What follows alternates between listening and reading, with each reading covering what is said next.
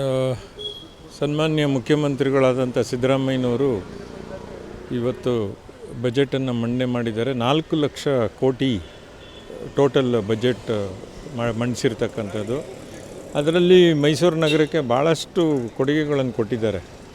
Airport ಎಕ್ಸ್ಪ್ಯಾನ್ಷನ್ಗೆ ಹಣ ಬಿಡುಗಡೆ ಮಾಡಲಿಕ್ಕೆ 320 ಕೋಟಿ ಮೀಸಲಿಟ್ಟಿದ್ದಾರೆ. ಇದು ಭಾಳ ದಿವಸಗಳ ಬೇಡಿಕೆ ಇತ್ತು ಅದು.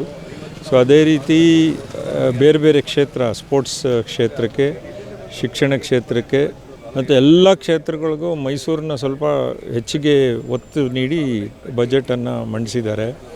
ಈಗ ವೇಗವಾಗಿ ಬೆಳೀತಾ ಇರ್ತಕ್ಕಂಥ ನಗರ ಮೈಸೂರು ನಗರ, ಬೆಂಗಳೂರು ಆದ ನಂತರ.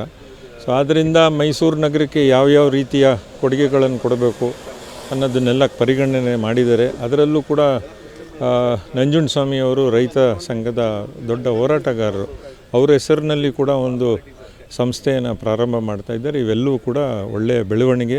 ಬಟ್ ಏನಂತ ಹೇಳಿದ್ರೆ ಇದು ಇಂಪ್ಲಿಮೆಂಟ್ ಆಗಬೇಕು. ಬಜೆಟಲ್ಲಿ ಮಂಡಿಸಿದ್ದಾರೆ, ಅಷ್ಟು ಹಣನೂ ಕೂಡ ಮೈಸೂರು ನಗರಕ್ಕೆ ಅವರು ಈ ಮುಂದಿನ ವರ್ಷದಲ್ಲಿ ಫೈನಾನ್ಸ್ ಇಯರಲ್ಲಿ ಅದನ್ನು ಬಿಡುಗಡೆ ಮಾಡಿದ್ರೆ ಎಕ್ಸಿಕ್ಯೂಟ್ ಆದಂಗೆ ಆಗುತ್ತೆ ಅಂತಕ್ಕಂಥದ್ದು ನನ್ನ ಪರವಾಗಿ. ಖಂಡಿತವಾಗ್ಲೂ ಕೊಟ್ಟಿದ್ದಾರೆ. ಮೈಸೂರು ನಗರದವರೇ ಅವರು, ಇಲ್ಲೇ ವಕೀಲರಾಗಿದ್ದಂಥವರು, ಮತ್ತು ಮೈಸೂರಿಗೆ ಅವರ ಕೊಡುಗೆ ಅಪಾರವಾಗಿದೆ. ಇವತ್ತಿನ ಬಜೆಟಲ್ಲಿ ಅವರು ಕೊಟ್ಟಿರ್ತಕ್ಕಂಥ ಎಲ್ಲ ಕೊಡುಗೆಗಳು ಕೂಡ ಮೈಸೂರಿನ ಅಭಿವೃದ್ಧಿಗೆ ಪೂರಕವಾಗಿದೆ, ಆಶಾದಾಯಕವಾಗಿದೆ. ಒಂದು ಏನಂತ ಹೇಳಿದ್ರೆ ಕೆಲವು ನ್ಯೂನ್ಯತೆಗಳು ಕಂಡು ಬರ್ತದೆ, ಅದನ್ನು ಸರಿಪಡಿಸಲಿಕ್ಕೆ ಅವರು ಪ್ರಯತ್ನ ಕೂಡ ಮಾಡಬೇಕು ಅಂತಕ್ಕಂಥದ್ದು ಈ ಸಂದರ್ಭದಲ್ಲಿ ಹೇಳಲಿಕ್ಕೆ ಇಚ್ಛೆ ಪಡ್ತೀನಿ.